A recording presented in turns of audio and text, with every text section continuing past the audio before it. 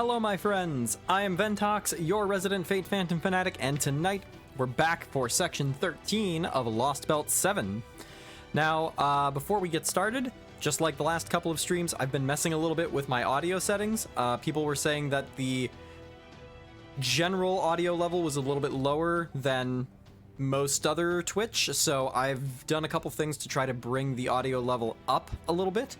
Hopefully that's not overwhelming. I tried to do it incrementally, bit by bit, but if that needs adjustment, please let me know. I'm definitely seeing that my mic bar is going a whole lot wackier than it normally does, so if I have to make adjustments, I will. I'll be happy to. Also, thank you all very much for your patience. I was just not feeling great yesterday and could not do the stream that I had planned. With that being said, tonight may be a little bit shorter and maybe a little bit lower energy than normal. It is what it is. We'll be back, in peak condition on Tuesday. So today we're doing this, and then Tuesday will be our next one. So we'll go ahead and just jump into our daily friend point summon, and then we'll jump into Lostbelt 7. Hope that you guys have had a really good weekend. Mine was, spent recovering primarily. But that's okay. Everyone needs a little bit of rest, a little bit of downtime every now and again. Alrighty, so Lostbelt 7. What's up? Hello, Prolictor. Hello, Octavio. Good to see you, Dor. Hey, Canis CE. Vacuum, thank you very much for absolutely wild 5 years at tier 2. You are so generous, and I appreciate ya. Alrighty, so what has happened so far in Lostbelt 7? Well, the big one to me is you, Olga Marie, and Rasputin just up and left. Obviously, you, Olga Marie, figured out some details about who she was and what she was at her core, and they have decided to part ways with Chaldea. Then, we found that there were hordes of undead that were attacking the storm border because Camazotes had summoned them, and we went to go beat him down. When we got there, we couldn't. We failed because his undead were just too numerous. There was just no end to them, and with the power that we had, we couldn't stop them. So we went back and we got Nitocris, while Best Boy Tepeu held them off and used his dinosaur powers to just not die because he's just that good. And once we did reach that point, Nitocris showed up and used her underworld mirror to use, the spirits of the damned to quell the evil spirits that were possessing the skeletons at the Khan ruins that Camazotes was controlling. Something like that. I don't know. Fate's weird. Anyway, then Camazotes is like, hey, how did you do that? What do you mean you remember the names of all of the spirits in your little mirror? And she was like, I don't know, I just do because I'm Egyptian and I'm cool like that. And then he was like, bah, I hate you. And then he flew off into the sky. Then we get back to the storm border where we finished the team meeting that we were having at the beginning of the chapter, which everybody forgot about. And then Kukulkan walks in and is like, oh, you guys need specific information that probably nobody knows. I know someone who knows it. Their name is Archetype Earth. And that's kind of where we left off. So we are going through the third underworld, Shoshowakwi, in order to find this Archetype Earth figure and get a little bit more information about where the Lostbelt tree and or where Ort is. And that basically brings us up to speed. Now, is Lostbelt 7's Archetype Earth the same Archetype Earth that I am familiar with, that I gave Grails to? I don't know. They were described by Kukulkan as a Dinos, which, to my recollection, none of Arcuid's ascensions are dinosaur form. I could be mistaken, but I don't think I am. So definitely some questions still left unanswered here.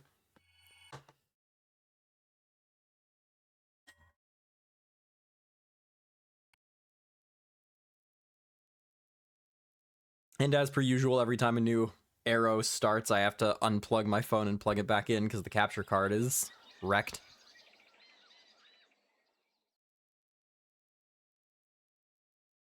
Dino Arc costume? God, I hope so. I heard you're headed to Metztitlan. I have some experience with the journey to the 7th stratum. Would you mind if I came along as your guide? I was hoping you would. I agree. We won't have anything to fear as long as you're there with us, Tepeo. Aw, look at that smile. He's so precious. Hey, new line working all right? Can you guys hear me? Yep, loud and clear, Mounier. Miklan's magnetic field is pretty strong. In fact, every stratum has its own atmospheric density, magical energy concentration, and background radiation levels. Luckily, over the past few days, Professor figured out a way for our comms to actually adjust their signals to suit the environment. We still won't be able to contact each other while we're in the underworld, since its levels seem to be similar to singularities in certain ways, but otherwise we should be good to go. Then we should be able to communicate while you're in the 7th stratum. That's great. We'll support you as best as we can from here. The dinos love Nitocris. I mean, that was another thing that I guess I didn't comment on, but Nitocris is the only person in dinosaur history to ever beat Kamazotes, so now she's being, like, revered as a hero. You're leaving too, Lady Nito? Aw, man, we're gonna miss you. But I guess you gotta go since it's the 7th stratum. Oh, one other thing that I remembered. Vukub is a traitorous bastard and is going to strike a deal with its Kali to hand over Chichen Itza basically to the Oseleme, which is wild. I mean, the 8th stratum's Kamazote's hideout. If he shows up again, it's gonna be up to you to defeat him. Take care of Big Bro Ventox and Big Sis Mash for us. Of course. That poor excuse for a necromancer is no match for me. And once we conclude our business in Metztitlan, we'll return to your city. It would be a shame to let this new fame go to waste. So when I get back, we're going to hold the Nitocris Cup we talked about last night. Oh, I can't believe we're gonna have another Shokta ceremony. Nothing can stop us now. And Vent won an Oscar for his Vukub performance. Yeah, I stepped out of my office and my wife said, "Are you okay? You sounded like you were, like, dying or possessed." Because of the Vukub voice. I only beat Kamazotes because it was essentially a bad matchup for him. I had a number of advantages going on. But if we were to run into Tlaloc the Rain God again, I don't think I could defeat her as I am now. Good morning! Sorry I'm late. I went down to look at the shops first thing in the morning and I lost track of time. They were even out of the things I was looking for. Just goes to show that you should prep for an adventure ahead of time. Not to worry, Kukulkan. I have everything we'll need for camping out. We're all good to go. I have been guiding Ventox and Mash since the 1st stratum, after all. Then I guess I just need to come along for the ride. Good job, Tepeo. Of course I'll do the best I can. But why do you sound so happy about this? Because you've never been proud of any of your accomplishments before. This proves you've gotten better at asserting yourself and showing us when you're serious. I don't know that I agree with that. You two wouldn't either, would you? When you adjust your glasses, I can tell you mean business. Me too. You may not have realized this yourself since you're such a naturally gentle soul. But you clearly feel a great deal of responsibility for the jobs you accept and the results you produce. I see. Well, the thing with my glasses wasn't really meant to convey my emotions. I made these myself. They help me avoid looking upon things I shouldn't. Still, hearing what you both had to say just now was wonderful. I hope I can remember this moment perfectly forever.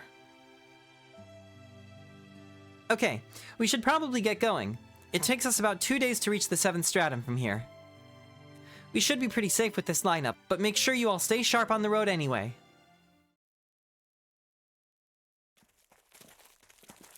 I know the first node was a 23 AP fight.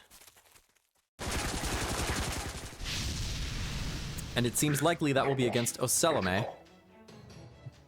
Oh, they're almost speaking English. Oh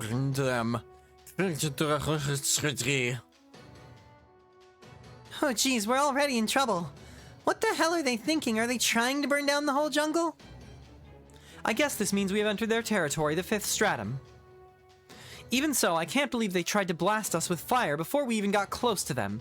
Do they just not care about the jungle or the animals that live in it?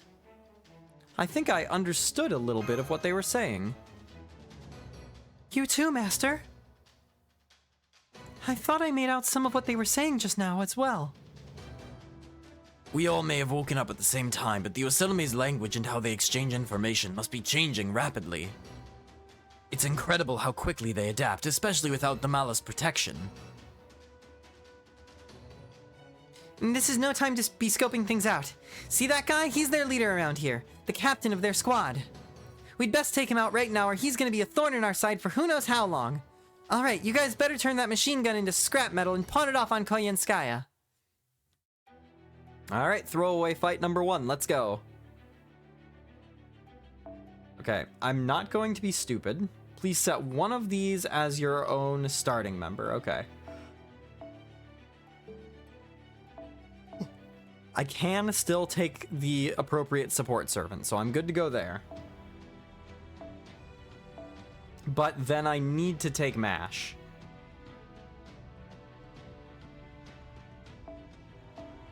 And then I can bring my own Phantom. I really wish they would do a little bit less with this forced starting servant. Like, if they said bring MASH in your party, I would find that a whole lot easier and more accommodating than bring MASH in the front line.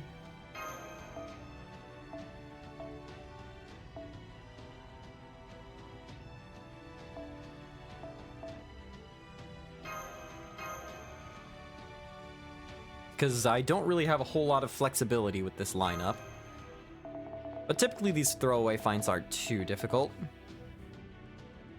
So did anybody else do any rolling for Kukulkan or Fort Slalak? Basically, I'm just fishing for someone else who suffered.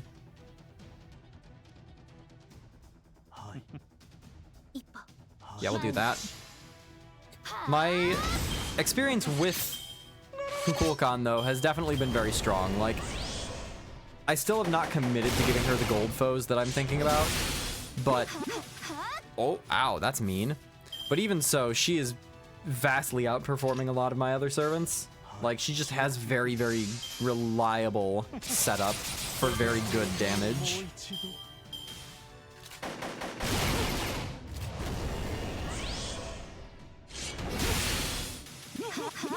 Okay, this supporting fire is obnoxious. I did at the end of last stream, got Cuckoo in 20 rolls. Very nice. Might go for NP2 again before it ends. It ends on what, like the 6th of December, or of February? December, jeez. Wishful thinking there. We're gonna just heal Phantom up a little bit. And we're gonna Arts Chain. Aw, hit Pity. Rough, I'm so sorry. Yeah, I have yet to hit Pity on any banner that Pity was available for. I think I probably would have hit Pity on some previous banners that we had before they actually implemented it. I think there's no way you're getting to those 10k bond point fights before those teapots run out. Might just scout out the optimal nodes for you to use them in. I appreciate you, Karm. Thank you. Okay, we really need to stop with this supporting fire.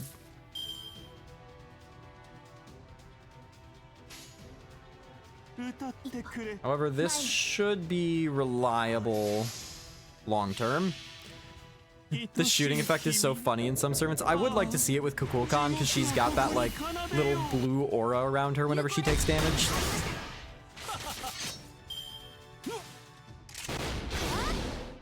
Maybe I should have taunted with MASH this turn. Alright, well Phantom's gonna die next turn. That's probably a guarantee. We're gonna do this. It's pretty funny with Kiara. Oh, I don't know Kiara's damage lines. You know, I don't think you were forced to bring MASH here. I wasn't forced to bring MASH specifically, but MASH was one of like 3 servants that had to be there. It had to either be MASH, Habitrot, and Nidocris. And MASH gives me a bond bonus for Oberon, so MASH it is. Oh, the supporting fire can't kill Phantom, eh? Interesting. Oh, it has to be one of them or a support. Whoopsies. Hello, Scorpio. How are you? Increased NP resistance. Decrease HP for all enemies except target when attacking. That's obnoxious. Alright, we're just gonna double Innocent Monster and do a charm. And then Oberon's gonna come in soon. Now, Scorpio is technically a boss fight here.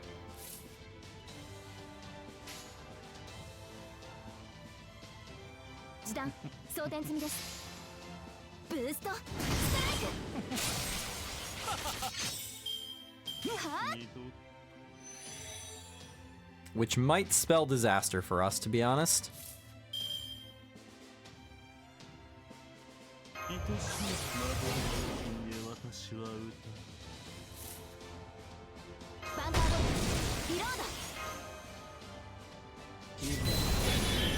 I'm doing this for crit stars.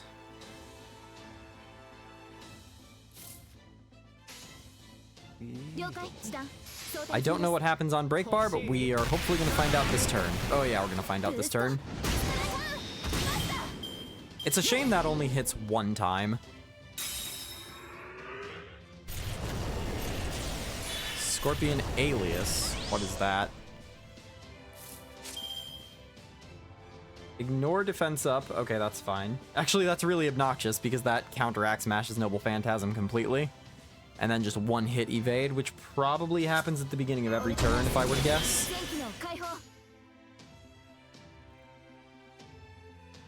I could Arts Chain here. He does have resistance to Noble Phantasms, though. I'm gonna do it anyway.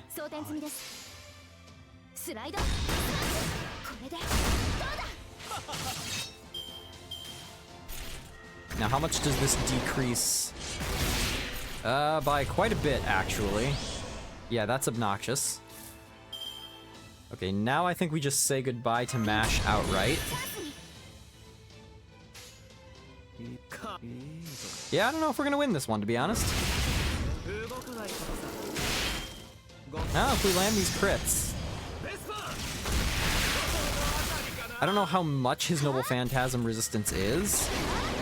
Oh, he can actually kill you like that. Aw, darn it. Well, man. Throwaway fight in the middle of unimportant travel chapter ends up being an actual boss fight per our rules. You hate to see it, folks. Well, knowing that it has to be one of them or a support, that changes things.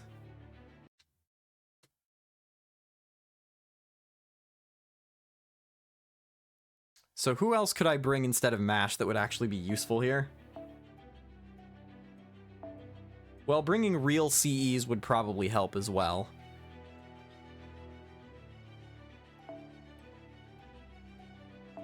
Let's just drop Kukulkan out of here. Tlaloc? Oh yeah, you're right actually. Tlaloc would be a good choice. So let's see if I can do this without real CEs so that I can get Bond, and if not, then whatever.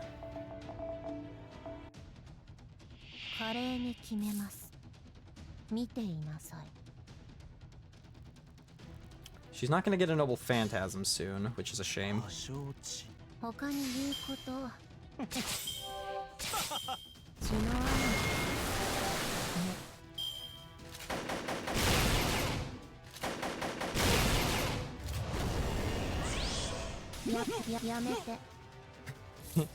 I enjoy that voice line for her. Just stop, stop, stop, please stop, stop. Okay, this looks good.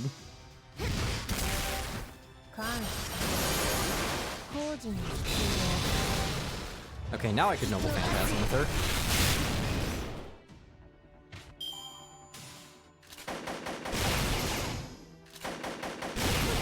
I feel like there's an irony to burning the Rain God. I'm just gonna go for it, to be honest. Actually, maybe I should have used the Painbreaker card first. Oh well.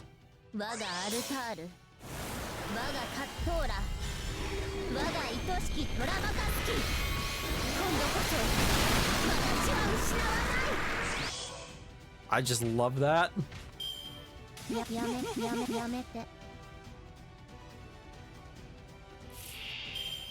Alright, now... Another Arch Chain looks good.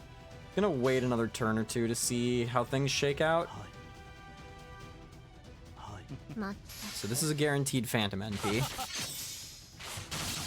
2 guaranteed Phantom NPs, so I can probably just force the next wave.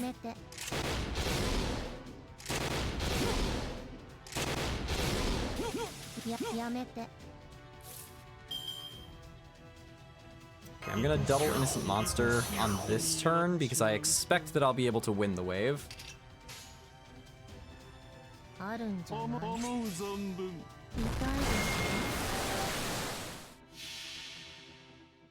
You know, I probably should have popped Slalek's third skill for some damage cut. 愛しい君、ああ、地獄をここに奏でよう。 Okay, so yeah, if I'm gonna heal one of the Phantoms, it's gotta be the support Phantom.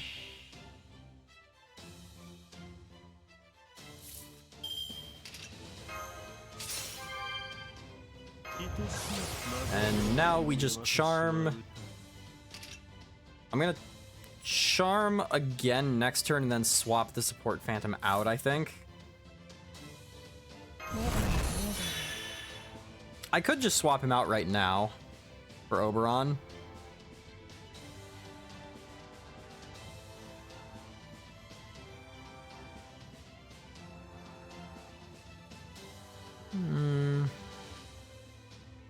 Well, I'm gonna go ahead and pop all of my skills here. I think I'll just go ahead and swap him out right now. Means that he'll have some buffs ready to go when I need him. あるんじゃないまったく他に言うことは見たいです感謝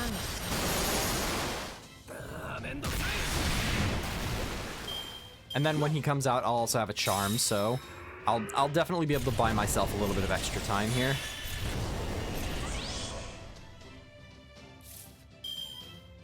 And Slalek has sure hit, so I don't even really need to worry about wasting a card.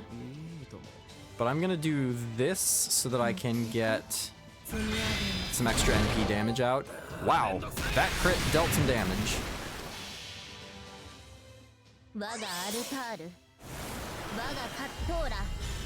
So now we'll find out just how much NP damage resistance he's got.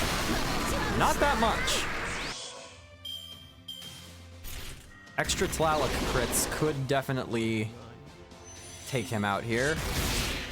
Well, he might solve that problem for me.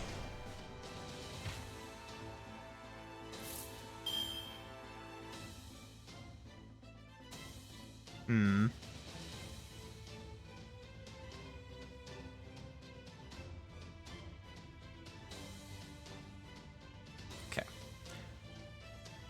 This is a little bit of a risky move, but I'm gonna take it anyway. So we're just gonna waste that Buster crit. Now I just need him to not murder me. Okay. Okay. Okay. Alright, I think we're in good shape now. Now I can do this. And I've got a Phantom Brave Chain ready to go with Noble Phantasm. So I think that that should wrap us up.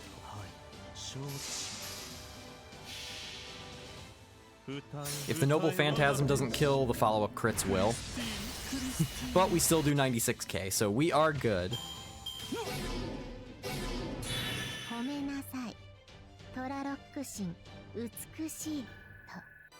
And that gets us Bond 5 on Tlaloc. Nice.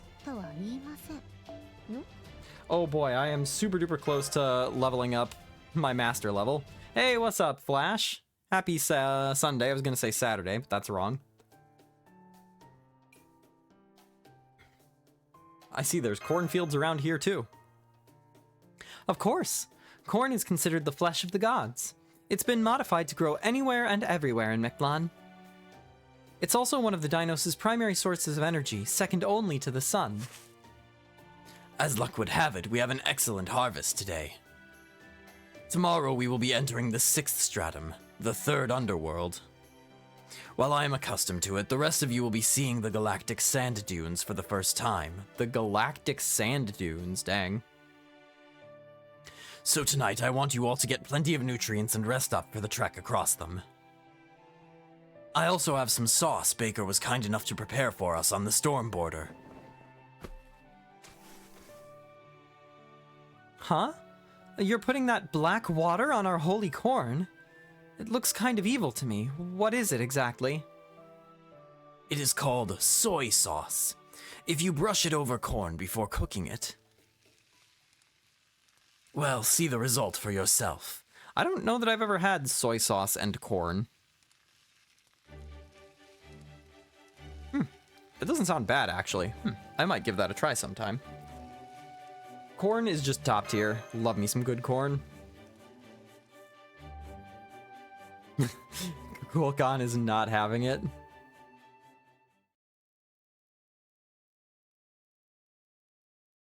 Nah, just corn and some butter. That's all you need.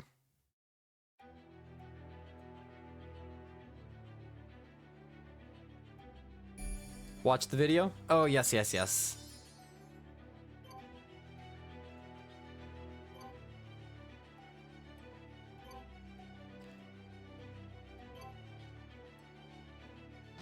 Well, first I have a Totino's ad that I need to sit through. My ad blocker is no longer really working. Okay, there it is. There it is. There it is. Ah, missed. I'm glad he's doing good.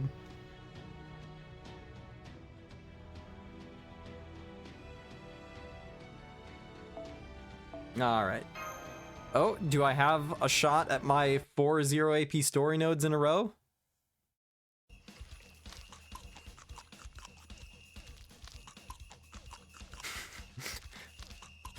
My body is a machine that turns roasted corn into energy.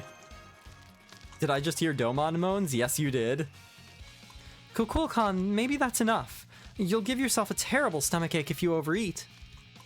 Then again, she's eaten 10 times her body mass in corn already, so maybe there's no sense worrying.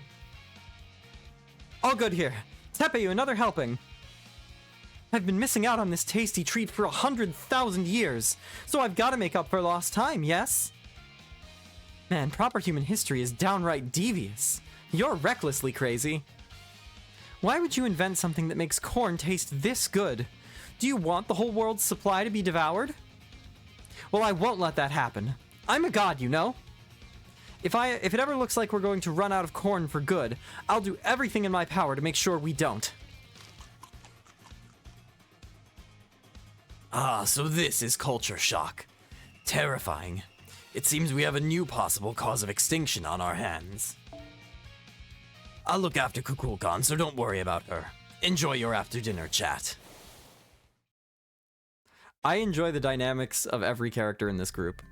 Dinos never really cultivated much in the way of culinary techniques, so I guess this is all very new and exciting for her. I'm glad the roast corn made her happy, though. I expected she'd like it since she was humanoid like us, but it's good to get confirmation.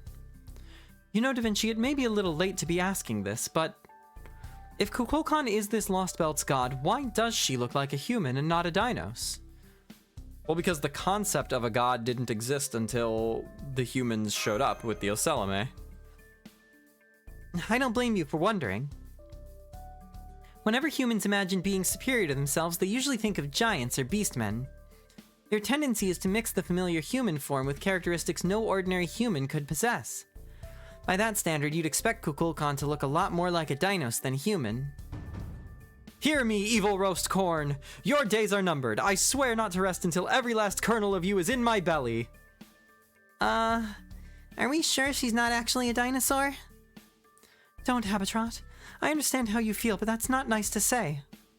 Okay, I was hoping to gather a little more information first, but this seems like a good opportunity to move up our schedule and hold an emergency briefing.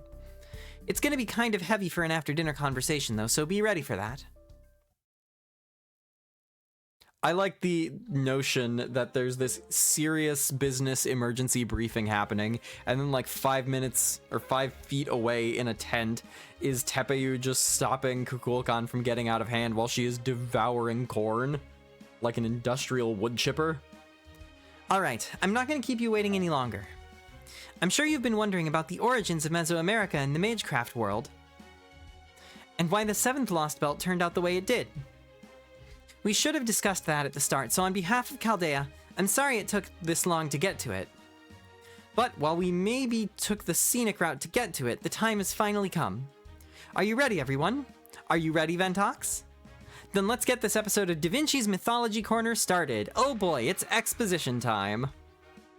First off, Ventox.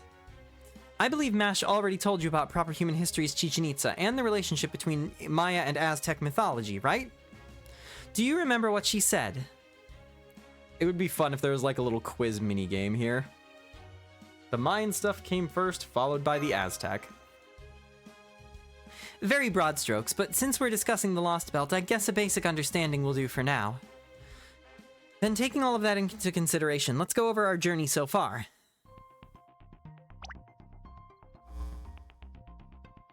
We originally infiltrated the 7th Lost Belt in South America to finally settle a score with the foreign god.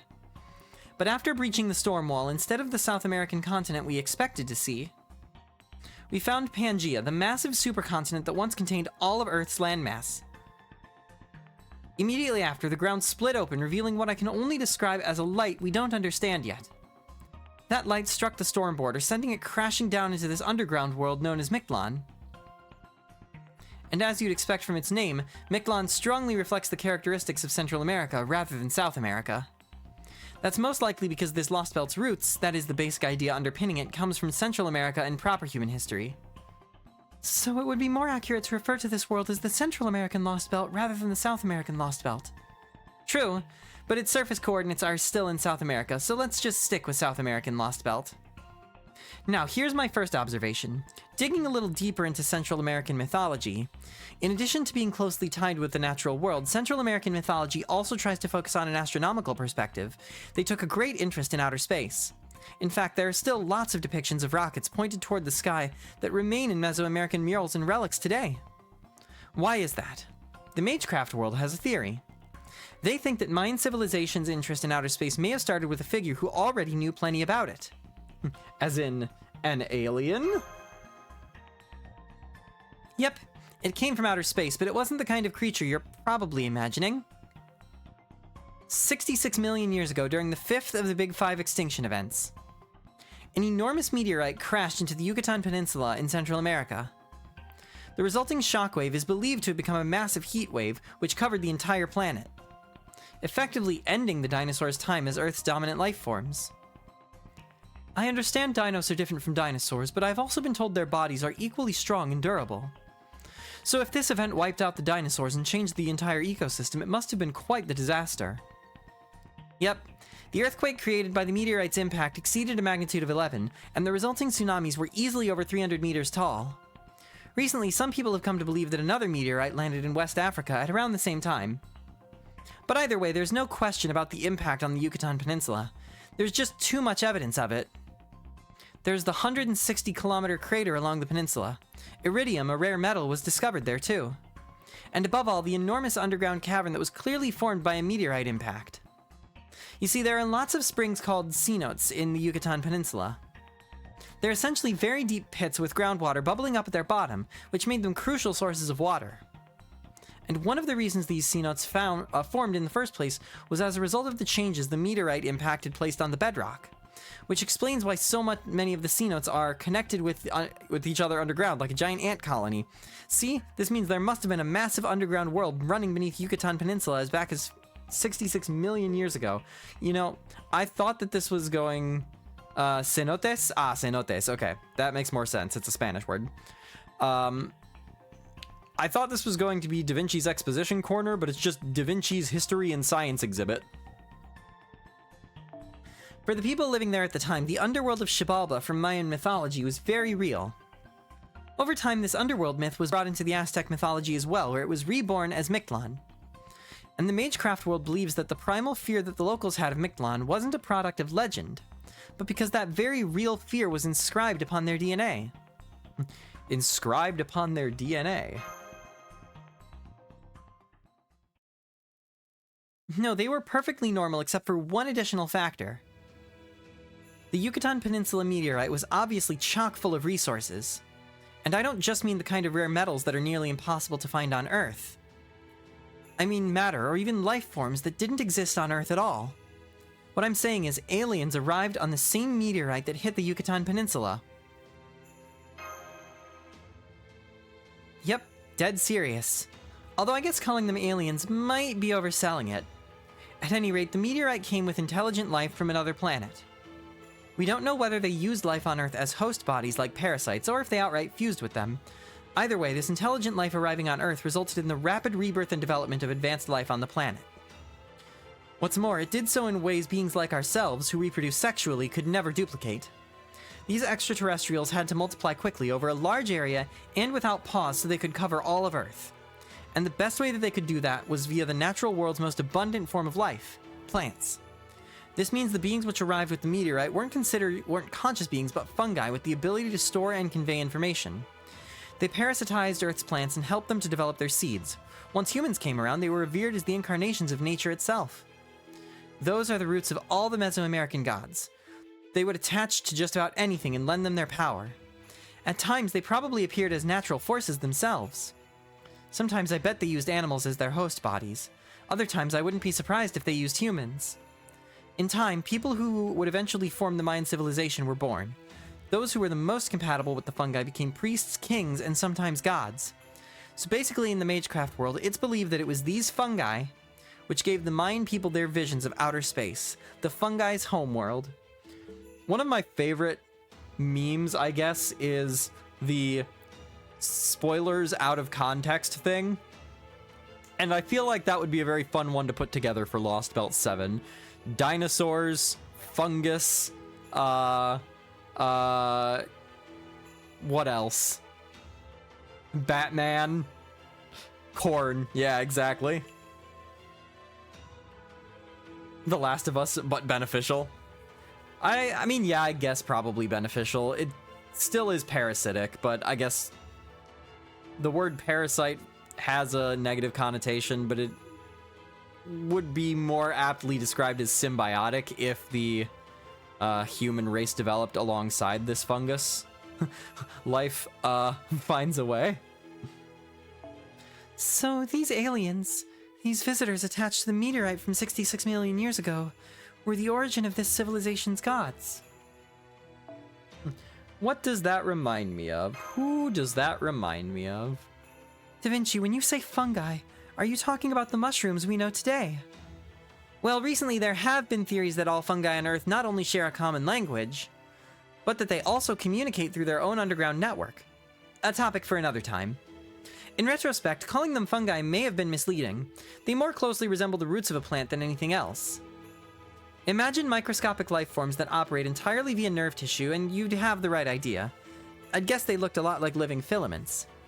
Anyway, while these fungi, or plant roots, or whatever you want to call them, were able to store and convey information, they weren't able to achieve conscious intelligence on their own. It may sound bad, but in many ways they were like a virus that needs a host body to survive. So are we to understand that this is what test subject E was? Perhaps? I think that by attaching to a host, these beings were able to advance that host's species and secure a livable biosphere. A carrier of the gods. I've heard that there's a family in the Mages Association who's been watching over mystic fungi from the Age of Gods from generations. Is it the same kind of thing? Yep, the origins may be different, but the carriers of the gods follow the same logic.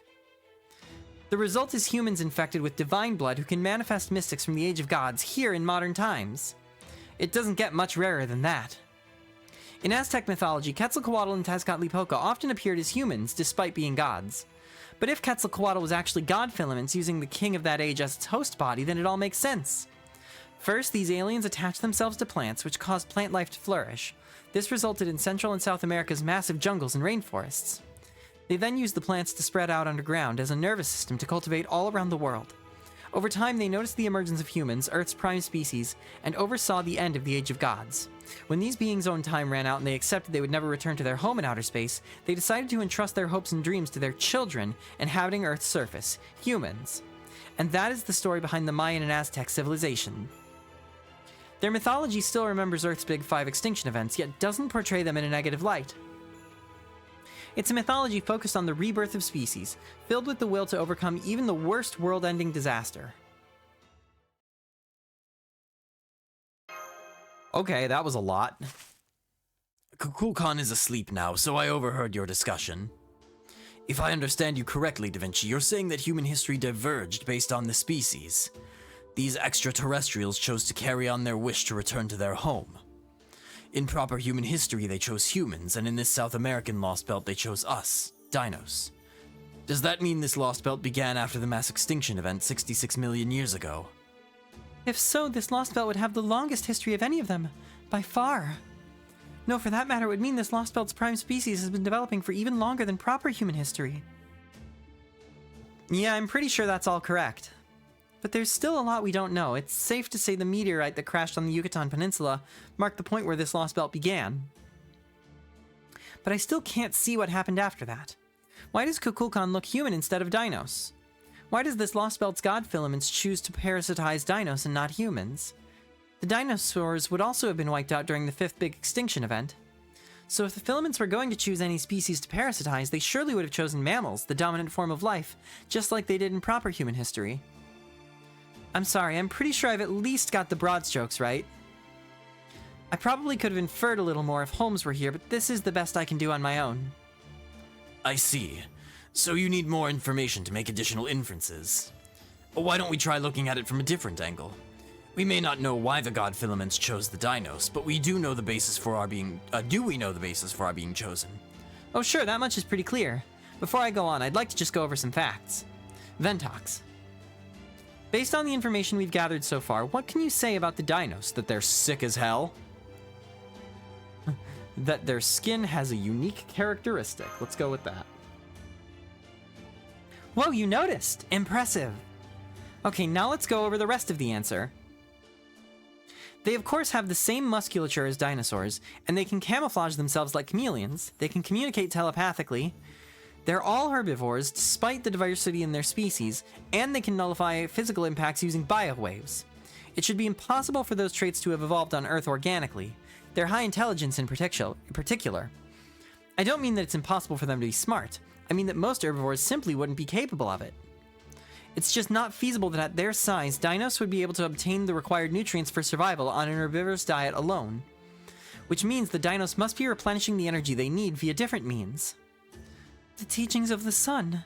They're able to live using water and sunlight alone. You mean the dinos are... Yep, they're conducting photosynthesis all the time thanks to the god filament's evolutionary help. This Lostbelt's prime species, the dinos, are a hybrid of both flora and fauna. They've been this world's dominant form of life for 66 million years. They're way more advanced than humanoids like us. Okay, so dinosaurs are plants. I can't believe it. I had no idea we were such incredible creatures. You sure are. You probably don't think anything of it. But you dinos are actually the perfect intelligent life form. Shadow the Hedgehog, is that you? Every last one of you is strong, and you don't have to compete with each other for resources to survive. In a way, you're just like the vision Kirstaria had for an ideal humanity, a species whose members would never need to fight amongst themselves.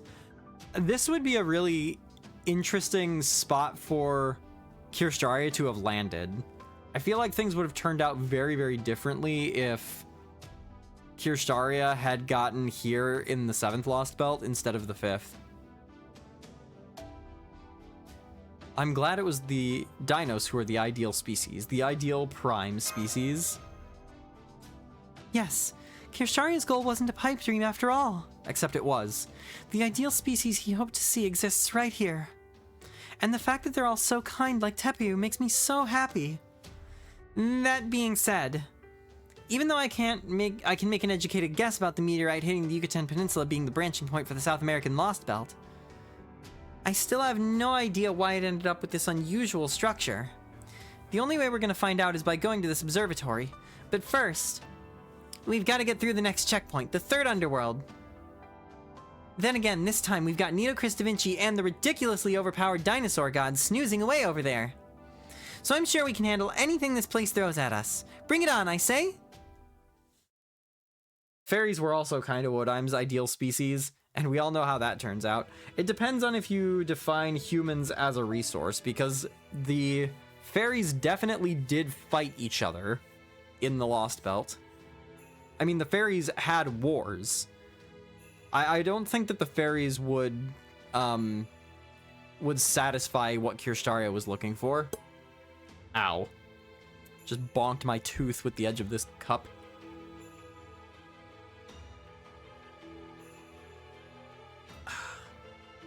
Playing Ender Magnolias? Oh, I hope you enjoy. That is A. I will absolutely have you play this as well. I look forward to it. There's a couple games that I'm looking forward to playing. At some point soon, K? I think that's K. That's a hard one for me. Yeah, because that one looks a lot like some of the other ones that I first learned, and so I get that one a little bit confused sometimes.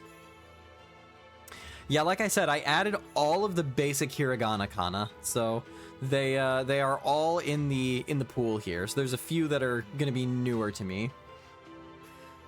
Nobody talked bad about Woodwose who wanted to be a noble person. Woodwose was not the best character from like the nobles, the council member fairies or whatever they were. It doesn't reach the same heights as Ender Lilies, but still a great game, very solid sequel. Yeah, I'm definitely looking forward to trying some new stuff. I just wish that all of the things I'm interested in trying weren't like 25,000 hours long. Da Vinci's guesses are mostly correct. We did fall from outer space. We did end up stranded on this planet. In your world of proper human history, we are the ones who instigated the 5th mass extinction event 66 million years ago.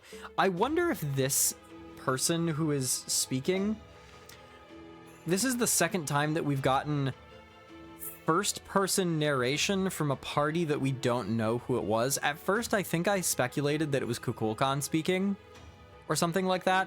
I wonder if this is the alien priestess.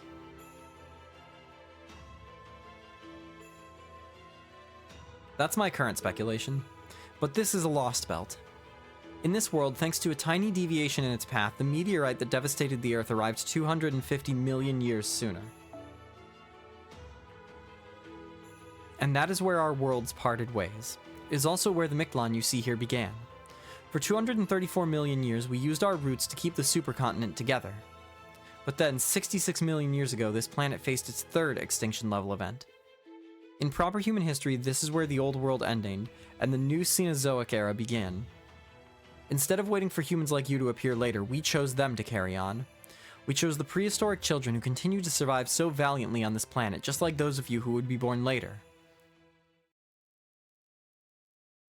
This is very clearly the Mala.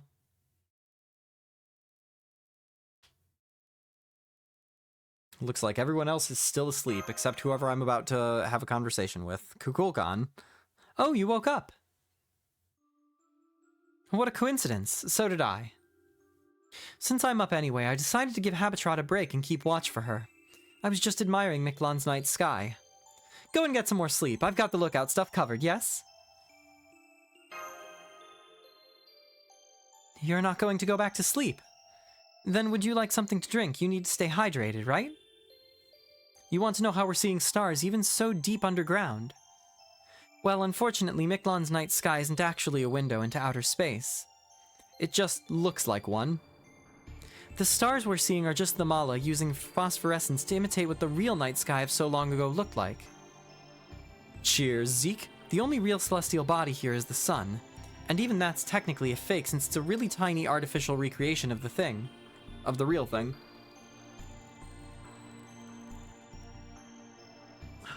You know, I might have just been imagining things, but it sounded like someone was talking to me.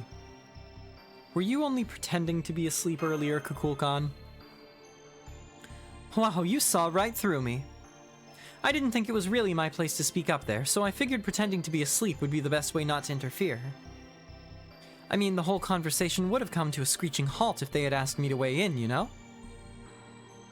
What do you think, Kukulkan? How did Mictlan end up like this?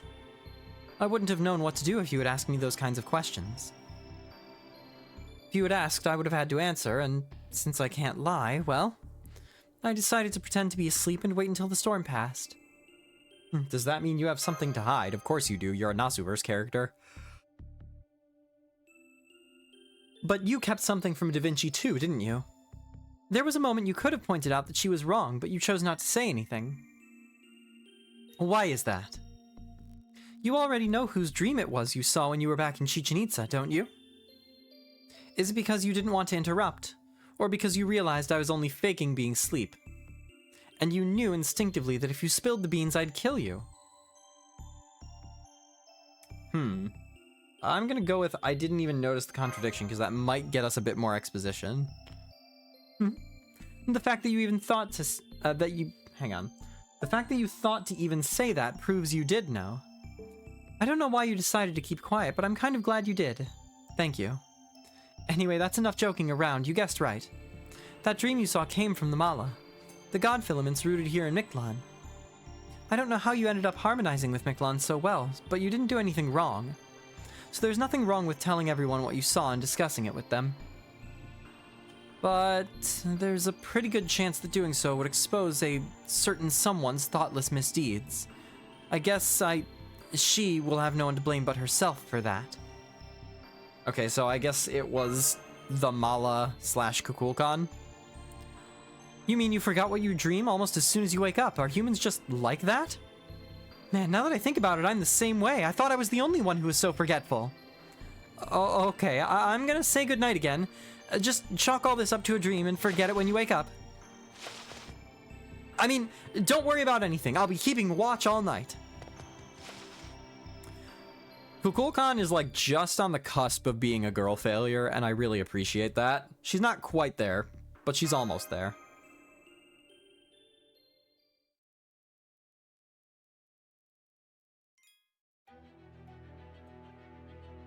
Alright.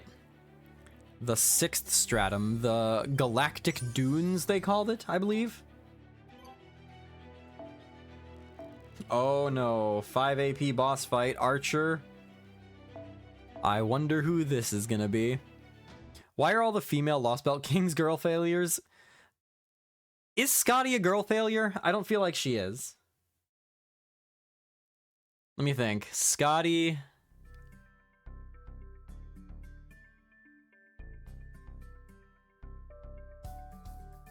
Scotty, Morgan, Kukulkan.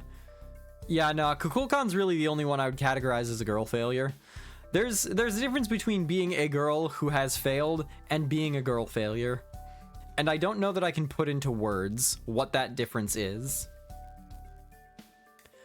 But Morgan was put into an impossible position, frankly. Morgan was put into the position of trying to extend something that was doomed from the inception. Morgan was put into the position of trying to, like, dam a river with toothpicks. Like, considering the circumstances that she was put into, Morgan was remarkably successful. Scotty is a girl failure. Do you not remember Marthamus? Okay, that's fair. I'm mainly thinking, like, the in-canon main events. Morgan was doing perfectly well until we showed up. I mean, to be fair, that is true of basically every one of the Lostbelts. As an example, Yu is a girl who failed, and Zhufu is a girl failure. Yes, very true. What is the 3rd level of the underworld like? It's a strange place, permanently covered in the darkness of night. There are gentle breezes, lots of oases with clean water, and a starry night sky that stretches on as far as you can see. The only downside is that the dinos can't stay there long, given the lack of sunlight. It's the only desert in Mictlan, and it's a very peaceful place for stargazing. A desert! At last, familiar terrain. Now you're starting to speak my language. The desert is indeed beautiful at night. I can even teach you how to use the stars to navigate there. Arabian Nights with Arabian Days. Yeah, somehow I don't think that's what we're about to hit. Hello, floating chunks of earth. We're on section 13, Senpapi. Shocked. Gobsmacked. What in the world has happened here? What about stars? What about stargazing? Well, this is embarrassing. I think I give up. Endless grains of sand everywhere you look, arid air without even a hint of moisture. Heat more oppressive even than the jungle. Mash, could you tell me exactly what the current temperature is? 80 degrees Celsius, 176 Fahrenheit, I see. That could dry up a dinos in a few days. Frankly, I would like nothing more than to go home, but don't worry. We have a specialist with us. Nitocris, please do something about this. What do you expect me to do? This isn't a desert, it's a hellscape. Even if we shrug off these sandstorms, which may as well be barrages of needles, there's still the air which is hot enough to boil water. And that's not even mentioning the weird gravity. An oasis won't do us any good if it's floating too high up for us to reach. But you can still float up there on the wind, no? Mash told me how you are the incarnation of the god of the sky. Given all your knowledge of the desert and your ability to fly, I can think of no better god to entreat for help. Please. I mean, yes I am, but floating on winds this strong would be... It would be suicide. I don't recommend flying around there, or even jumping too high, no. In addition to the strong winds, everything above 400 meters is a vacuum with no gravity. It may look like a clear blue sky, but it's exactly the same as being in outer space. Exactly. Thank you, Kukulkan. I knew Miklan's god of wind would understand. The sky in this level of the underworld is no sky at all, and since outer space is well beyond my jurisdiction, we'll just have to hoof it. I don't suppose you bought a buggy with you, Da Vinci. Throwback to Camelot. No, but I'm really wishing I had. I knew I should have been working on a what was that? On a Bastignon 4 in secret. Man, Camelot was good. Camelot was when, like, Fate's writing really started picking up for me. Hang on, we're not going to be reaching an oasis anytime soon, right? We should turn back. Servants might be fine, but Ventox won't make it an hour out here. Your Mysticode's temperature regulation was just barely enough even in the jungle, right, Ventox? So trying to cross this desert's gonna feel like trekking through a steam bath. Your canteen will be empty before noon. What are you gonna do if you collapse out here? Good point, Habitrot. I agree, we should go back to the jungle for now, stock up on water, and then...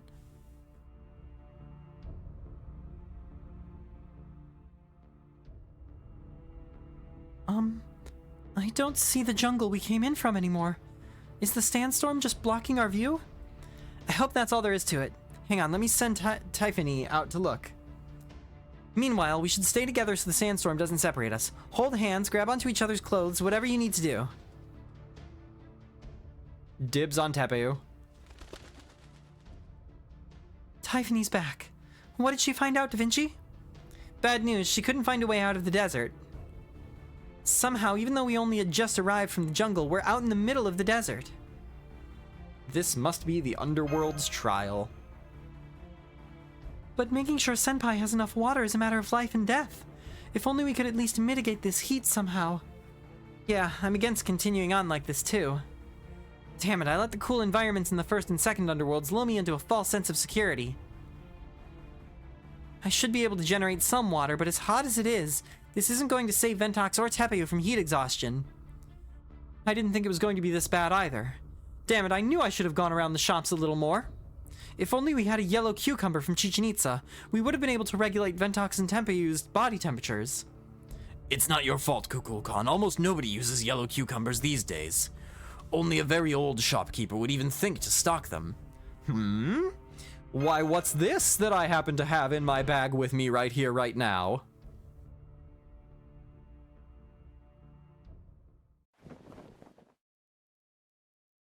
Is this what you're talking about?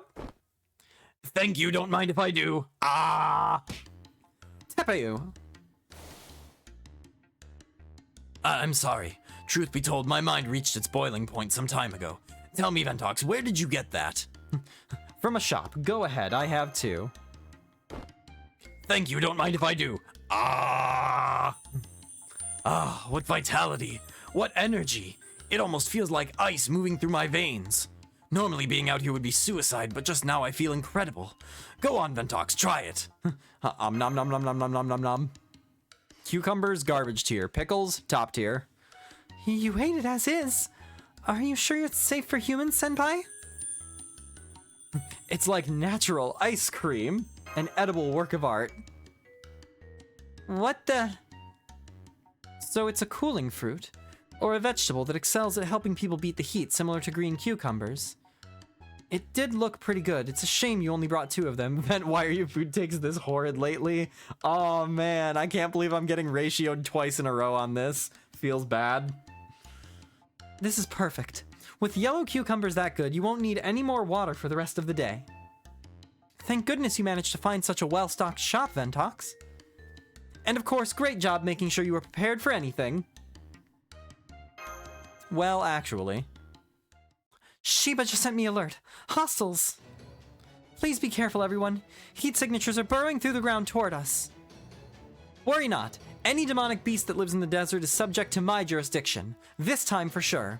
I, Pharaoh Nitocris, will take the lead here. The rest of you, fall back and save your strength for later, just in case. As for you, Ventox, now that that fruit has adequately hydrated you, I'd like you to help by performing some simple heroic spirit summons. Ma'am, yes ma'am.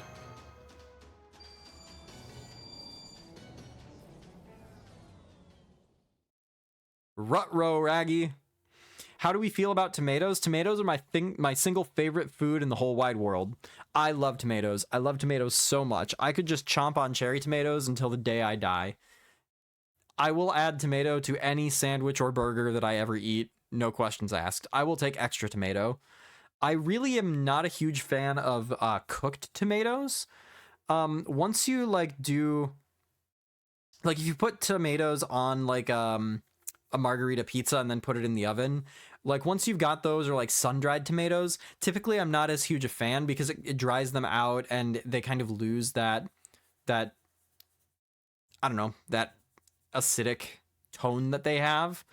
And consequently, I'm not a huge fan of tomato sauce either. So like I'll have some light tomato sauce, but also I find tomato sauce is very hit or miss because like pizza sauce, tomato sauce, spaghetti sauce, whatever you want to do with it, like how you mix it and what ingredients you put in and in what proportion really change it. So consequently, when I go to an Italian restaurant, I typically ask for light sauce, because if the sauce is too much and has too much, like, I don't know, onion tones or whatever else, then it kind of ruins the dish for me. But tomatoes themselves, just like raw tomato, my single favorite food in the whole wide world. I mean, there's a reason why my favorite dish is caprese salad, which is just fresh tomato, fresh mozzarella, a little bit of a balsamic glaze, and basil. Like, good stuff, good stuff. Tomatoes, S+++ tier.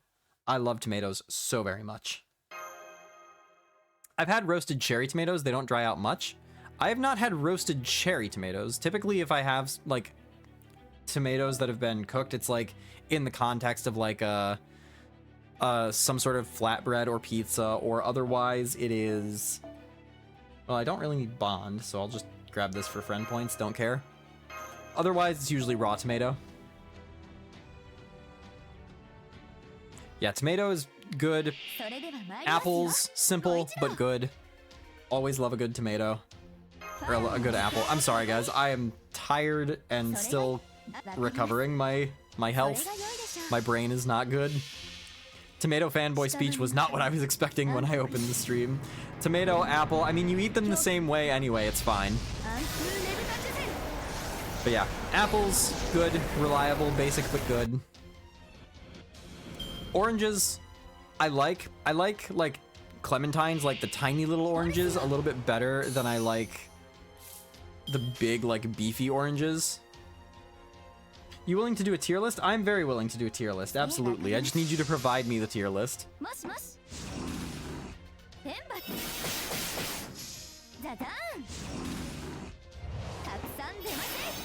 Yeah, my wife and I very often joke that my 3 main food groups are bread, cheese, and tomato. Which, by the way, I need you guys to understand that I am and always have been a very picky eater. Like, my food takes are bad, and I recognize this. I'm still gonna stand by them. Bread, cheese, tomato, very Italian. Yes, there's a reason that Italian is my favorite type of cuisine. If you ask me where do I want to go, I will always say an Italian place, because I can get a good, like, filet modiga or something there if I'm feeling like meat. I can get caprese salad for something light. I can get fried mozzarella, or I can get, you know, a good pasta, a fettuccine alfredo or something. Like, even within that very basic set of ingredients, there's a lot of variety that you can make. Ultimate fruit tier list. Oh, good lord. I probably shouldn't be doing arts chains. After that horrid banana take, I really need to know your opinion. Alright. Alright, we can do that. Are berries fruits? They're droops, aren't they? Is droop a subcategory of fruit, or is its own, like, taxonomical thing?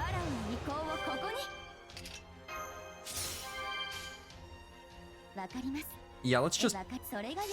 Mighty Chain. What is a droop? D-R-U-P-E, I believe is how it's spelled.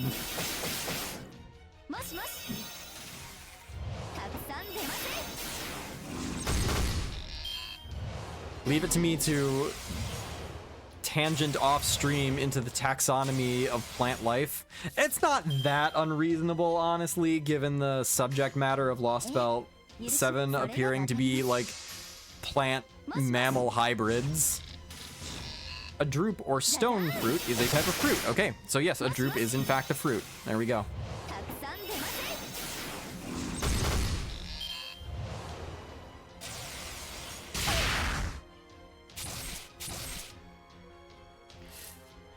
Never punished?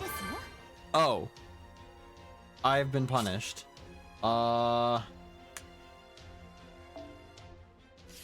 Yeah, I wish I had been paying attention to that one. It's fine. Nido Chris can just land 3 massive crits in a row. Do you like pineapple pizza? If yes, I called the Italian police. So, I'm not crazy about pineapple in the first place. But with pizza, for me, typically, the pizza by itself... Aha! Pharaoh power. The pizza by itself is enough, and I don't really want a whole lot of extra toppings on my pizzas. Like, I'm typically pretty content with just, you know, bread, cheese, and tomato. My 3 favorite foods. Just give me cheese pizza, and I am typically happy. Also, I put a lot of emphasis on texture in my foods, and so when you add more and more and more ingredients and the texture becomes less and less consistent, then I tend not to be a huge fan.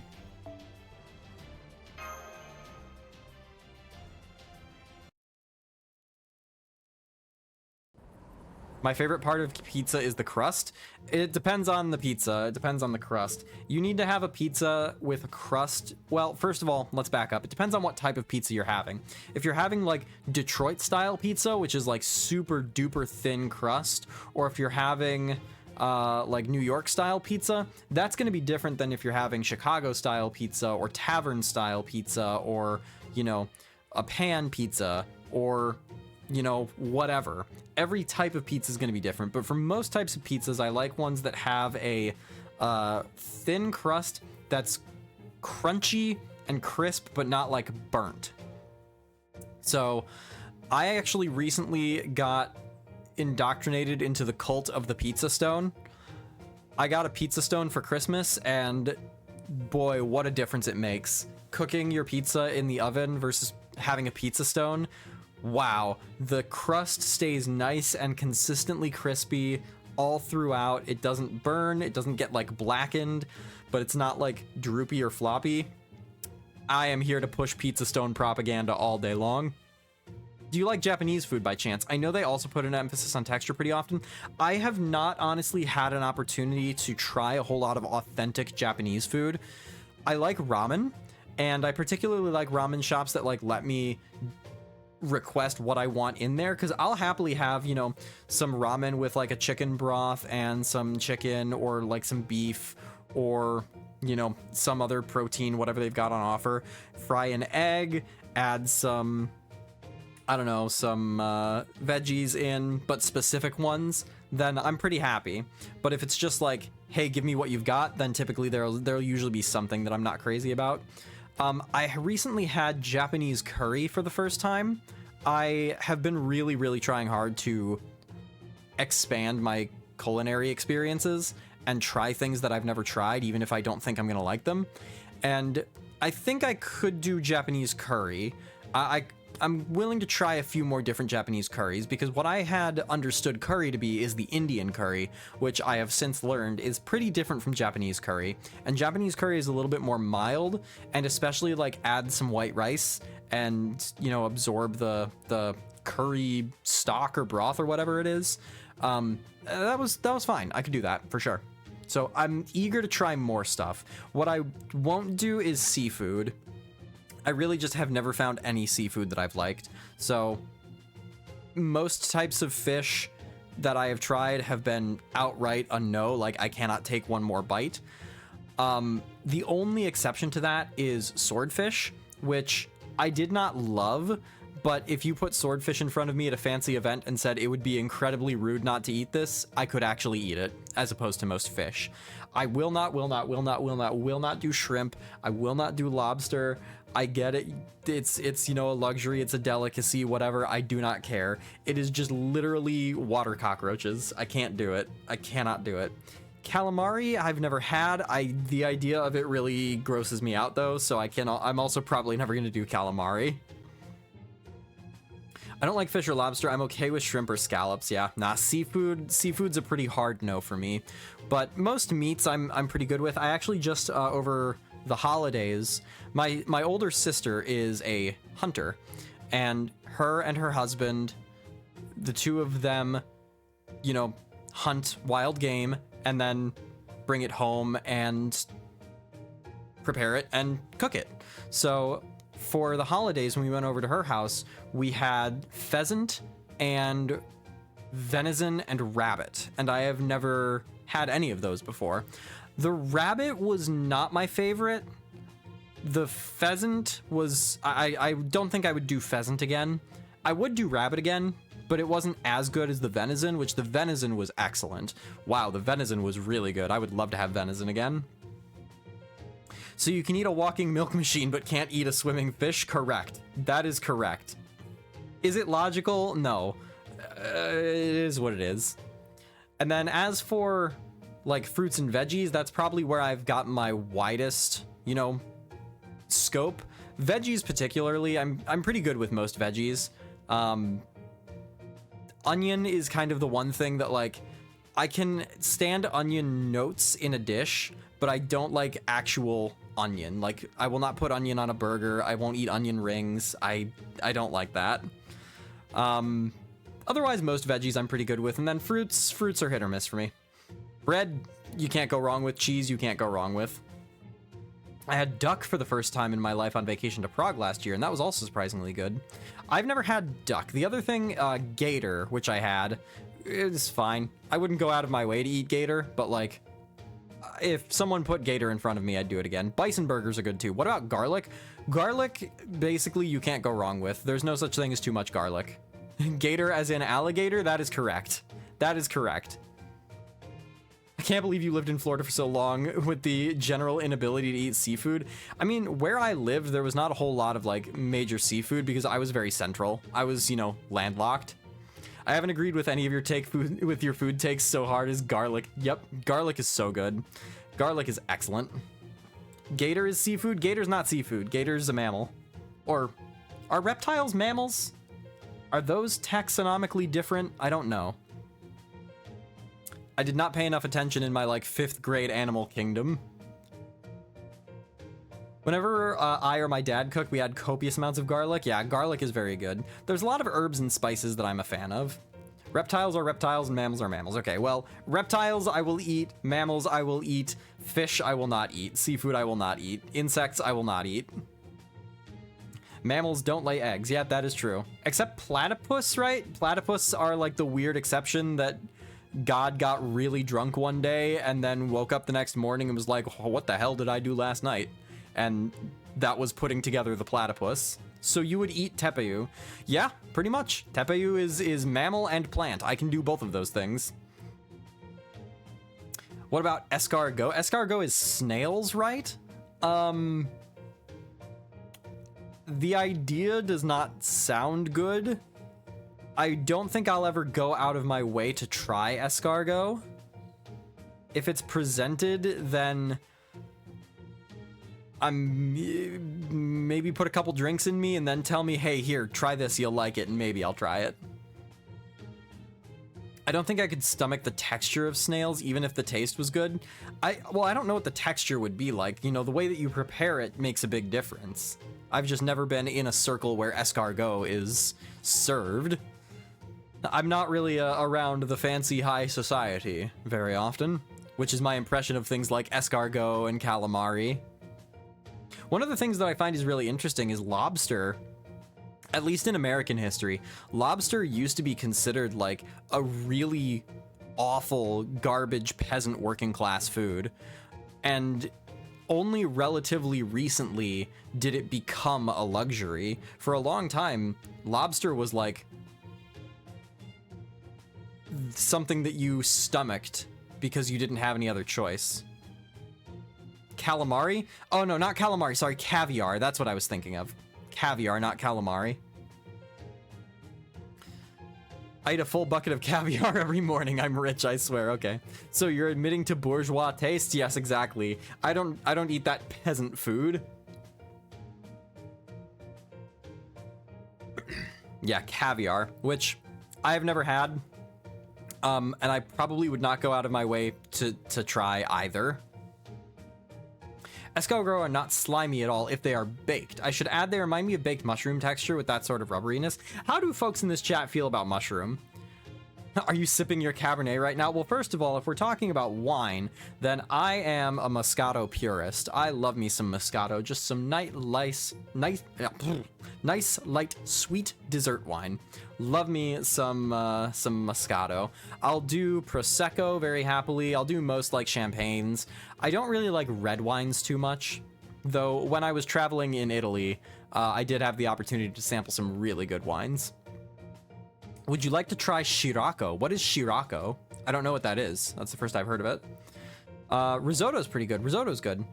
Do you like demi-sweet? I don't like super sweet wines. I can do demi-sweet. I prefer super sweet. I have a sweet tooth. I gravitate more towards sweet flavor profiles than anything else. Sweet and sour and bitter are my like top flavor profiles generally. I want to like mushrooms, but in most cases, the texture of mushrooms just makes me gag. That's fair. Mushroom is fine in other things. On their own, I need to cook them in soy, Worcestershire, and butter. Scirocco is... Oh, no, I would not want to do that. Absolutely not. No, thank you. Is that a thing that people eat? What? That's crazy. Man, Japan is whack.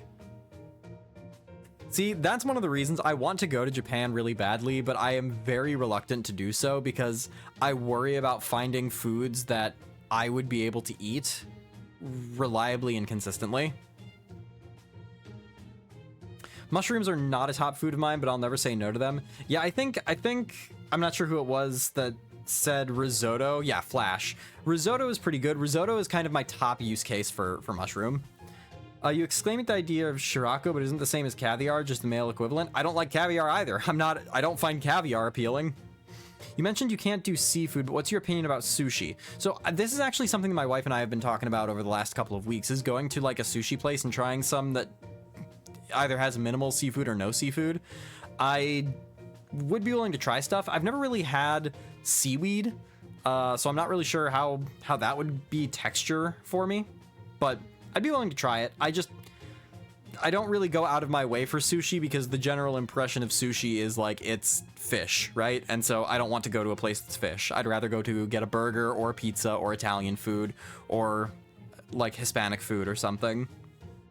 The other major cuisine that I typically shy away from is Indian cuisine, because I find a lot of that is just like, hey, let's grab 1,000 different ingredients and put them into a pot, and that's sensory overload for me. I cannot do it. Try chicken sushi rolls. Yeah, that's actually like the number one thing I want to try right now. Also, yeah, spice level, look at me, I'm neon white. I can't do very, very spicy. You ain't a fan of hot pot? Nah, not generally. The other thing, my friends and I went to a Korean barbecue recently, and the food was fine. The food was good, you know, just hit me with some meat. Yeah, that's great. I don't like the kinds of places where you go and then cook the food yourself. I am paying lots of money for this food. Why am I doing the labor? I do not like doing that. I find cooking very stressful. You could get Japanese dishes with no seafood, like a beef chicken teriyaki or udon bowl. Yep, and that's probably what I would do. Teriyaki, I really, really enjoy, actually. Teriyaki, I mean, like, sweet, right? I really, really enjoy the more sweet flavor profile that comes with a lot of teriyaki dishes. It's usually cheaper. I went to a Korean hot pot place in NYC and spent like $11 total. Yeah, it does definitely depend on the place that you go to, as well as the amount of food that you get, if you're not doing one of those like all-you-can-eat types of things. But yeah, the kind of hot pot places where you do it all yourself, I am first afraid that I'm going to undercook meat and give myself food poisoning. See my previous message to convince you to try sushi. My dad isn't into seafood either, but me and my mom were able to convince him to go to a sushi restaurant, and he very much enjoyed the food there. Plenty of non-fish sushi and plenty of other side dishes too. Yeah, I'm willing to do that. The one thing that sushi restaurants have that no other one does is the novelty of like the rotating conveyor belt. That's just fun. That just looks so much fun, man. I just want to go there and just pick stuff off the conveyor belt.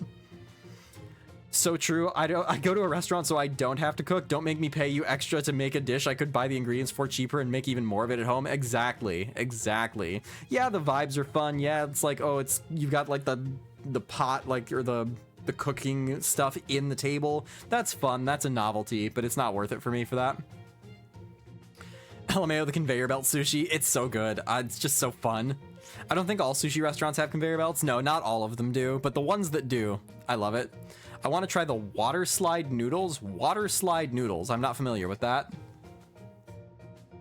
See, this is why I stream. Not so that I can share, like, my skill or my passion about video games, but so that I can leech knowledge about culinary arts from the people on the internet.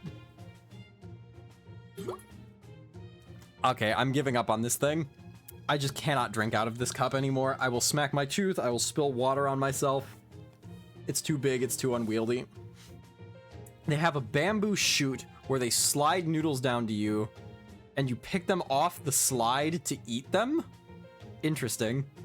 I said it before, but you can no longer complain about Nasu going on food tangents after your food tangents every stream. Alright. I'm being egged on by chat. Ha, egged, but I'm being egged on by chat. I make one offhand comment and then chat starts roasting me, and then I have to defend myself, you know? This isn't my fault. This is your fault. Water slide noodles. Interesting. I've never heard of this before. Do you put in an order and then they, like, slide the noodles out to you, or is it just like a conveyor belt of sliding noodles and you just kind of grab whatever you can grab? Weird. Interesting. Well, I was planning on saving the tier list until after we finish this chapter, but like at this point, we're already deep enough in. We may as well just do the fruit tier list. Alrighty, well anyway, there's probably a story happening in Fate Grand Order. We should probably finish it. Were you trying to kill me? Because if I had been anyone else, you would have succeeded. Of course not. The summoning ritual just kind of stopped.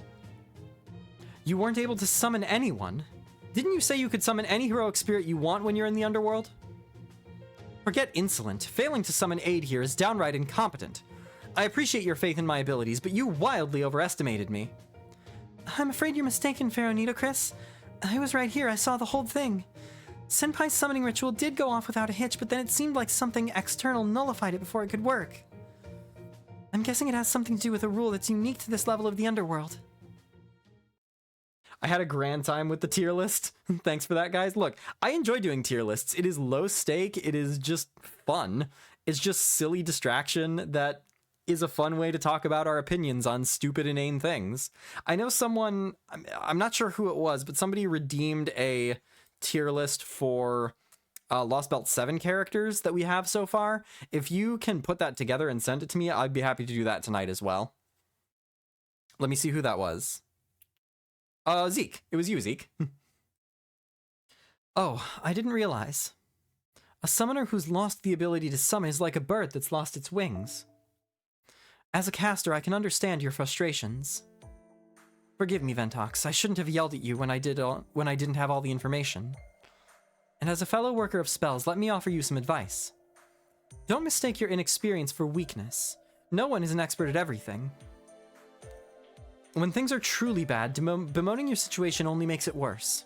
Next time, I want you to try taking a deep breath, moving a few steps in any direction, and directing your mind elsewhere, away from your concerns. Okay, Nitocris, I appreciate the advice, but like, you heard Mash, this wasn't a me problem. I'm on my game. Something else is blocking me from doing this, okay?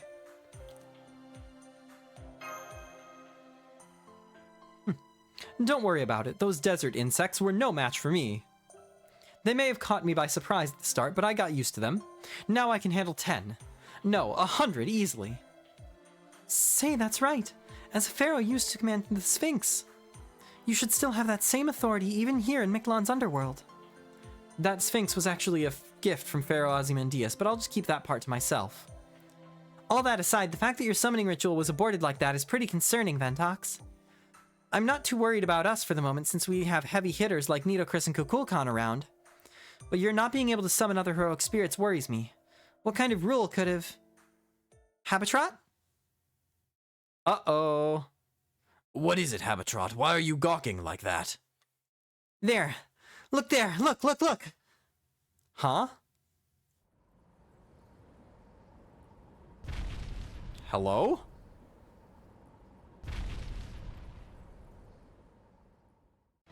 Is this Horizon Zero Dawn? What is going on?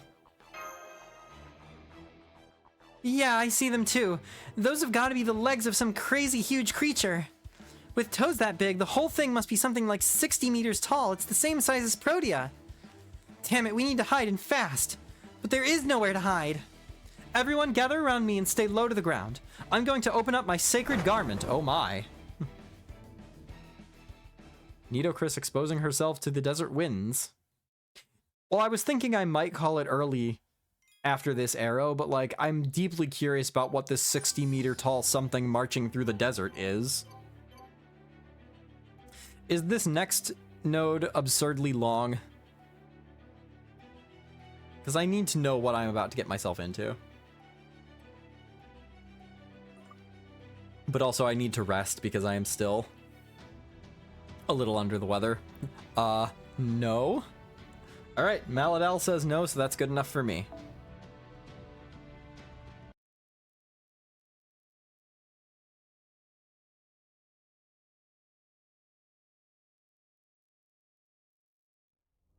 What's this?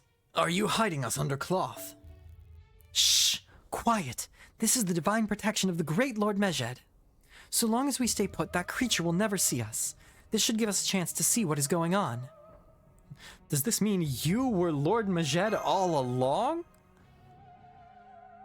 Of course not. Such insolence. Besides, Lord Mejed doesn't have a secret identity no matter what he looks like. Right. Well anyway, thanks Nitocris. You really saved our bacon.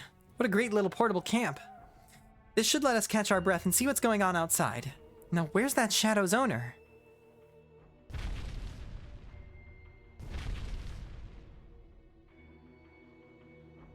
Looks like it's still close by. Guess we'll just have to wait in here until it leaves. Oh, but first, is everyone okay? Oh yes, I'm fine. Though I'm endlessly fascinated by this mysterious space in which we find ourselves. No issues here. I'm not injured either. I was just so shocked that I forgot to use my spirit form. How about you, Kukulkan? Also, Kukulkan, what is this? You should know that, right?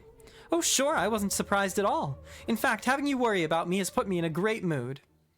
Alright, this seems like a good time to talk as long as we keep our voices down. This is the third level of the underworld, Shoshowakwi. It's a world of endless deserts, strong winds, and zero gravity. I'm guessing it corresponds to Panquetlacoloyan, the fifth level of Miklon in Aztec mythology. Oh, Jesus, man. I'm trying to go through this at auto speed, and you're making it really hard on me. Panquetlacoloyan, the underworld composed of a massive desert region. It was believed to contain 8 oases, but was also home to strong winds which would blow anyone away attempting to cross. The dead would cling to trees so as not to get swept up into the sky, and were said to flap like flags. You're right, that does sound a lot like this place. So if we are to make our way through this newly transformed level of the underworld, we'll have to cross 8 oases. You mean like that oasis floating in the sky? I can fly a little bit myself, but I definitely couldn't fly up there with all this wind. And that's not even mentioning the area with no gravity. The moment we get into higher altitudes, we won't know which way to float. I don't understand. Gravity is the force of attraction, yes? So how could you lose track of which way to go when there's no gravity to attract you? One of the key laws of the universe is that light things are attracted to heavy things. So in the strictest sense, it's not really possible to go somewhere truly without gravity. In situations where you're floating in what we usually think of as zero gravity, it just means some other force is canceling out its effects. For example, even in outer space, light things will still be pulled towards the heavier things. Based on what we saw, I think we'd be able to fall towards the oasis's landmass if we made it up that high. However, Habitrot's flight ability only lets her alleviate the force of attraction being exerted by the land she's currently standing on, so she can't float above ground unless she's touched that ground at least once. I see. So for her to fly above that oasis in the sky, she would first have to fall towards it and splat herself on its ground. Did you really have to put it that way? Also, I can totally float once I get near the ground, so I might be able to save myself at the last second. If we compare Habitrot's floating ability to her rate of descent... No, never mind. May I ask you all what would be the heaviest object you are aware of in your vicinity? Oh, that's easy. Earth. It's got an approximate mass of 6 sextillion tons. With numbers like that, it's no wonder airplanes still fall towards the ground no matter how far away they get from it. But here we can escape the pull of Earth's gravity if we can get 400 meters above the ground, right? I know we said that that was dangerous earlier, but couldn't it also help us to get closer to the oases? Only if we had a way to navigate those strong winds. Neither Habitrot nor I can do that. So we should stick to the ground and look for a safer way up to the oases from there. What about the wind goddess that we have with us? I wish we could, but this place is based on an underworld from proper human history, right? So I don't think that'll ever happen.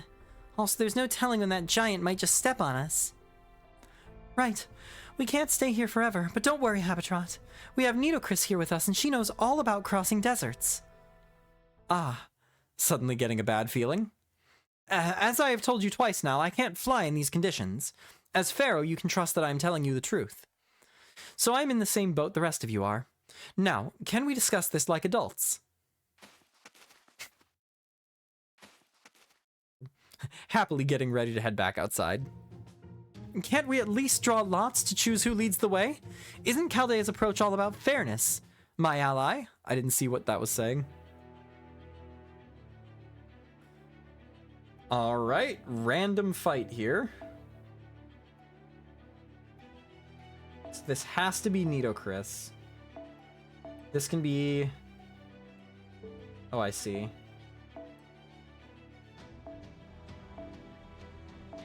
Oh, okay. So there's not really any actual party selection happening here.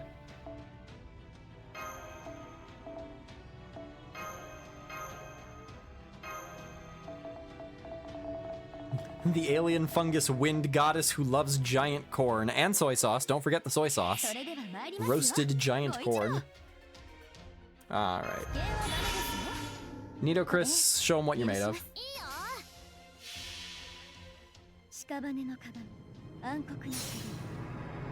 I really enjoy the Idol Festival costumes. I'm kind of surprised they didn't make that an annual thing.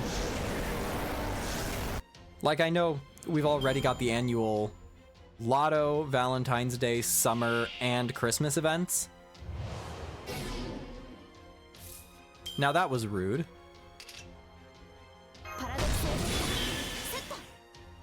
Oh, I should have waited on that. That was dumb. Oh well.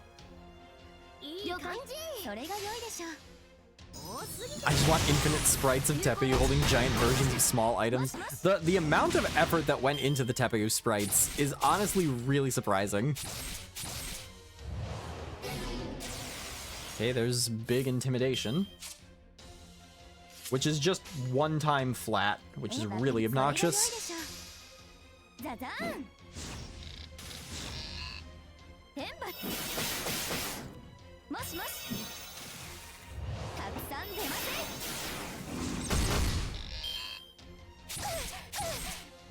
I like this background. Free quests in Lostbelt 7 are going to be pretty cool.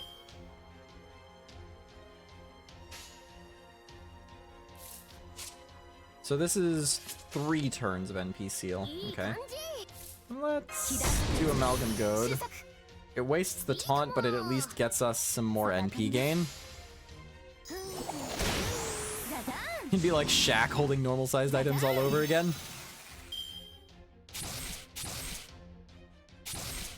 I'm just not excited for the inevitable end of my boy Tepeu. Can I really do anything meaningfully about this? Probably not. Maybe with Habitrot's arts up? Yeah. Well, she'll have a Noble Phantasm, so that's something. Okay, how does this skill work? Okay, this is just the heal.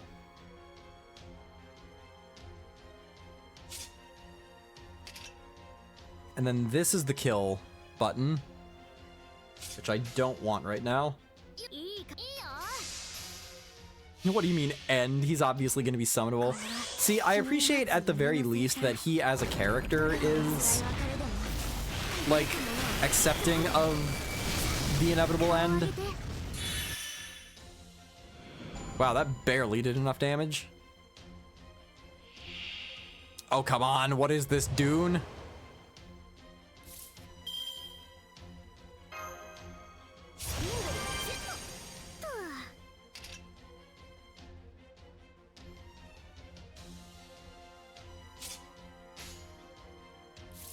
I really wish I had more crit stars right now.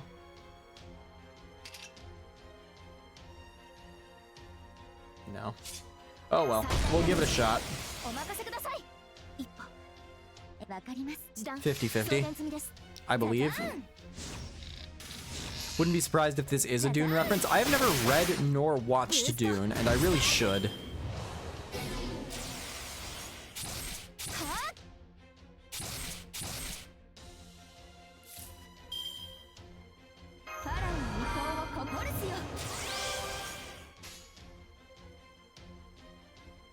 Well, I can't Brave Chain, so I may as well just hope that I get a 10% Buster crit. Has a really good board game, too. I've never played. Like, I really only know Dune from the many cultural references around it. Hey, let's go, Nitocris.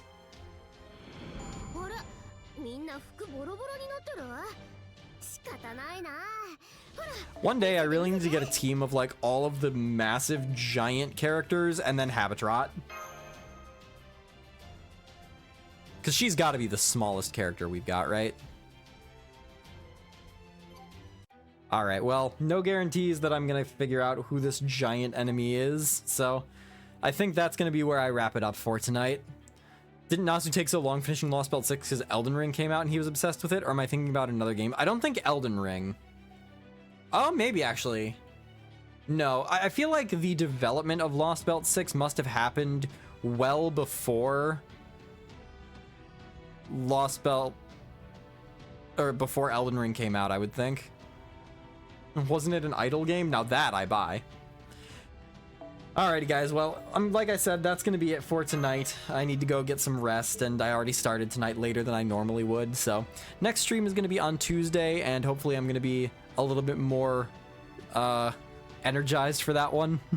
Less coming off of being sick. So thanks all for being here. Thanks for the resub from Vacuum and the tier list from Senpapi. That was a lot of fun.